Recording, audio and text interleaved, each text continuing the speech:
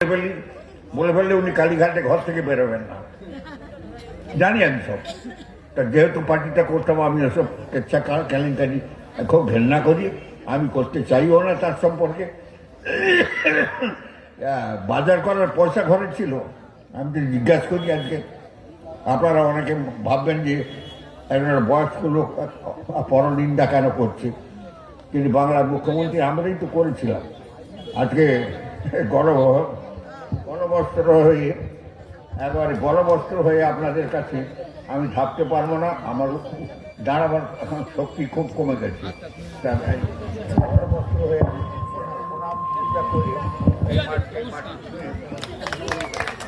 এই মাটি ছুঁয়ে আপনাদের কাছে ক্ষমা চাইছি, ক্ষমা করে দেবেন। একটা ভুল পথে চলে গেলাম এবং সেই ভুল পথে আপনাদের তো সঙ্গে নিয়ে গেলাম, আপনাদের আমরা করতে পারলাম আমরা, চোখ থেকে ঠস করে জল পড়ে যায়। এই সমস্ত পরিবার স্বাধীনতা যুদ্ধে আপনারা যা দিয়েছেন, আপনাদের পরিবাররা যা দিয়েছে, ভারতবর্ষে অক্ষরে অক্ষরে লেখা আছে মহাফেজখানায় দিল্লিতে, অন্য কোথাও খুঁজে পাবেন না। উত্তরপ্রদেশের বালিয়া, মহারাষ্ট্রের সাতারা,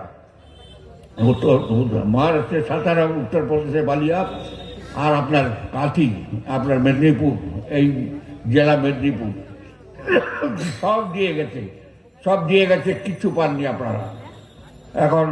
এখনও আমি আপনাদের কাছে বলছি, সরকারটা এনে দেন, 26 সালে সরকারটা এনে দেন, আমি বাঁচবো, অনেক দিন বাঁচবো। টেনে নিয়ে আসবো, হর করে টেনে আনবো, হর করে টেনে আনবো,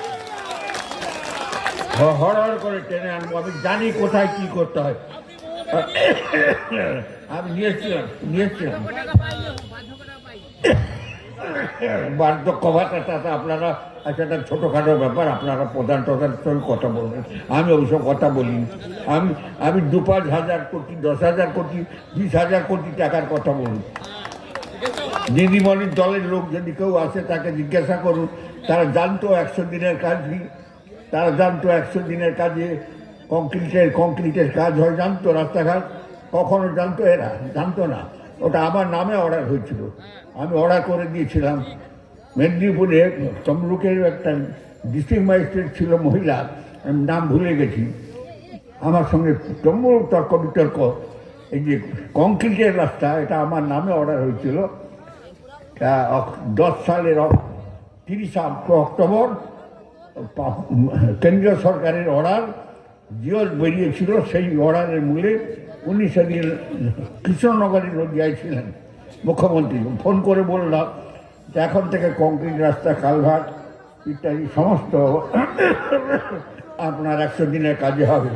তো সেসব দিন চলে গেছে, এর দ্বারা কোনো কাজ হবে না। উনি কিছু জানেন না, চুরিটা ভালো করে জানেন, কিছু জানেন না, চুরিটা ভালো করে জানেন। যাই হোক, সে তো আপনি বললে বুঝতে পারতাম না, কিন্তু এখন কিছু জায়গায় বেরিয়ে পড়েছে কিছু কাগজ। সবাই একটু বসে পড়ুন। কিছু কাগজ বেরিয়ে এসছে, যে কাগজে অনেক জিনিস বেরিয়েছে। যাই হোক, আমি এই টিসন্ডায় দাঁড়িয়ে ব্রাহ্মণ সন্তান আপনাদের কাছে ক্ষমা চেয়ে নিচ্ছি। আমি ভুল করেছিলাম, আপনাদেরকে সেই পথে চালিত করেছিলাম, আপনারা ক্ষমা করবেন, দয়া করে ক্ষমা করে 26 সালে একবারে পরিষ্কারভাবে আপনার ভারতীয় জনতা পার্টিকে নিয়ে আসুন মোদীজির নেতৃত্বে। আমি ওদের ইতিহাস অনেক জানি, অমিত শাহজিকে খুব ভালোভাবে জানি। আমি আপনাদের কাছে শপথ করতে বলেছি, আমাদের এই এলাকার বহু উন্নয়ন হবে এবং সেই উন্নয়ন আপনারা কখনো দেখেননি। কেউ বলেছেন লক্ষ্মীর ভাণ্ডার, কি বলেছেন বার্ধক্য ভাতা, এসব জিনিস একবারে আর কখনো পাবেন না। এটা বলে দিয়েছে, এমএলএ বলেছে 1000 কোটি টাকা দেনা।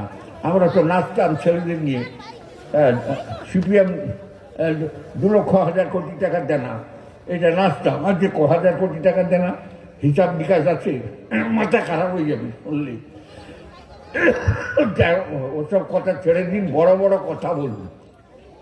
এখানে কি হবে বলুন, আপনার মাটির তলায় কি আছে বলুন। মুখবেড়িয়াতে ওখানে কি তেল পাওয়া যাবে? পেট্রোল ডিজেল পাওয়া যাবে? আমি জিজ্ঞেস করি আপনাদের কাছে, এই মুখবাড়িয়া কেন্দ্র, ভূপতিনগর থানা, এটা তেল আপনার কেরোসিন পেট্রোল ডিজেল পাওয়া যাবে ওইখানে? অশোকনগরে পাওয়া যাবে। কোটি কোটি টাকার সম্পদ লুকিয়ে আছে। শুধু বালি চুরি করে বিক্রি করলো, কয়লা চুরি করে বিক্রি করলো, জল চুরি করে বিক্রি করছে, কি নেই। তা সেই জন্য আপনাদের কাছে বলি, ছেলেরা চিৎকার করছে চোর চোর বলে। এই কদিনের যে আওয়াজ উঠেছে পশ্চিমবাংলায়, সে আওয়াজ তো আর দোকানে সহ্য করা যায় না, শোনা যায় না, সহ্য করা যায় না। যাই হোক, আমি একটি সন্ধ্যায় অমিত ভাই সহ তার যারা সঙ্গী সাথী যারা জয়েন করলেন তাদের ধন্যবাদ জানাচ্ছি। আর কি সন্ধ্যায় সকলে এসেছেন, আমি আবার আসবো আপনাদের কাছে মিলিত হব। দুহাত জুড়ে শুধু প্রার্থনা, মঙ্গলময়ের কাছে আপনাদের পরিবার সুখী সমৃদ্ধশালী হোক এবং এই এলাকায় অর্থনৈতিক সমৃদ্ধি লাভ করুক নূতন সরকার 26-এ আসার পরে। এই যে এসআইআর হয়েছে, এসআইআরে অনেকে সার হয়ে গেছে। সার মানে খতে কিছু পাওয়া যায়। এসআইআরে যেমন খত তৈরি হয়ে গেছে তাকে দেওয়ার কোনো কাজ হবে না। ওই এসআইআরে সর্বনাশ হয়ে গেছে, মাথায় হাত দিয়ে বসছে, তিনি তার পাগলের মতো বক্তৃতা করছেন উল্টা পাল্টা। যাই হোক, তার কাজ তিনি করুন, আমাদের কাজ গুছিয়ে তোলা। এই অমিত ভাইটার মতো যারা এখনো দূরে আছে সবকে ধরে টেনে আনা এবং এই অঞ্চল চিরকাল একটা সদুত্তর দিয়েছে, জবাব দিয়েছে, ভালো জবাব দিয়েছে। ভোটের সময় আমি আপনাদের সকলকে আরেকবার প্রণাম, শ্রদ্ধা, নমস্কার জানাচ্ছি। সকলে ভালো থাকুন, আপনাদের পুত্র পরিবার সকলেই সুখে থাকুন, মঙ্গলময়, তাদের সুখী করুন এই প্রার্থনা করে। যে ভুল আমরা করেছি জীবনে, সেই ভুলের আরেকবার প্রায়শ্চিত্ত করবার প্রার্থনা করে আপনাদের কাছে ক্ষমা চেয়ে নিয়ে আমি আমার বক্তব্য শেষ করছি। সকলে ভালো থাকুন। দেখুন, শিশিরবাবু বর্ষিয়ান মানুষ, দীর্ঘদিনের রাজনীতিবিদ, অভিজ্ঞ মানুষ, কিন্তু এই ধরনের কথা বলে মানুষের কাছে ক্ষমা চাইব বলে নাটক করলে মানুষ ক্ষমা করেন না। আপনি কোনো কম্পালশনে, আপনার কোনো পারিবারিক স্ট্যান্ডে আপনি দল বদল করতে বাধ্য হয়েছেন, কিন্তু আপনি ভুলে যাচ্ছেন যে মমতা বন্দ্যোপাধ্যায় তৃণমূল কংগ্রেসের নেত্রী, পরবর্তীকালে মুখ্যমন্ত্রী, আপনাকে এবং আপনাদের কত আন্তরিকভাবে আপনাদের কাছে টেনে নিয়েছিলেন, নির্ভর করেছেন। আপনি নিজেও সাংসদ হয়েছেন, কেন্দ্রীয় মন্ত্রী, রাষ্ট্রমন্ত্রী, বাট কেন্দ্রীয় মন্ত্রী।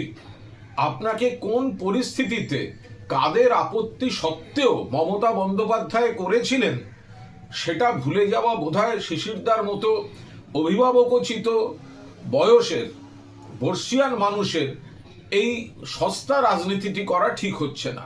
তৃণমূল থেকে আপনারা প্রচুর সম্মান পেয়েছেন, পদ পেয়েছেন, জনপ্রতিনিধিত্ব পেয়েছেন, প্রশাসনিক পদে আসতে পেরেছেন। সরকার থেকে পুরসভা আপনি এবং আপনার ঘনিষ্ঠরা বারবার সেই সুযোগ পেয়েছে। দলের প্রভাবশালী জায়গায় ছিলেন, জেলায় আপনাদের উপরই নির্ভর করেছেন মমতা বন্দ্যোপাধ্যায়। এখন আপনাকে যেতে হয়েছে কোনো কারণে বিজেপিতে, তার জন্য তৃণমূলে যাওয়াটা ভুল। তাহলে তো মমতা বন্দ্যোপাধ্যায় বা তৃণমূলকে বলতে হয় আপনাকে দলের সাংসদ বা মন্ত্রী করা ভুল, বা অমুককে এই করা ভুল, অমুককে তমুক এই করা ভুল। তৃণমূল যেটা দিয়েছেন, মমতা বন্দ্যোপাধ্যায়ের জন্য আপনি যেটা পেয়েছেন, সেটার জন্য ধন্যবাদটাই থাক। বাকি কোন কম্পালশনে কি করতে হচ্ছে সেটার সঙ্গে এই ধরনের নাটুকে সংলাপ বোধহয় বর্জন করা ভালো। শিশিরদা ভালো থাকবেন, বয়স্ক মানুষ, কিন্তু এই ধরনের রাজনীতির এই কথাগুলো অ্যাভয়েড করলে বোধহয় আপনারও সম্মান আপনার কাছে থেকে যায়।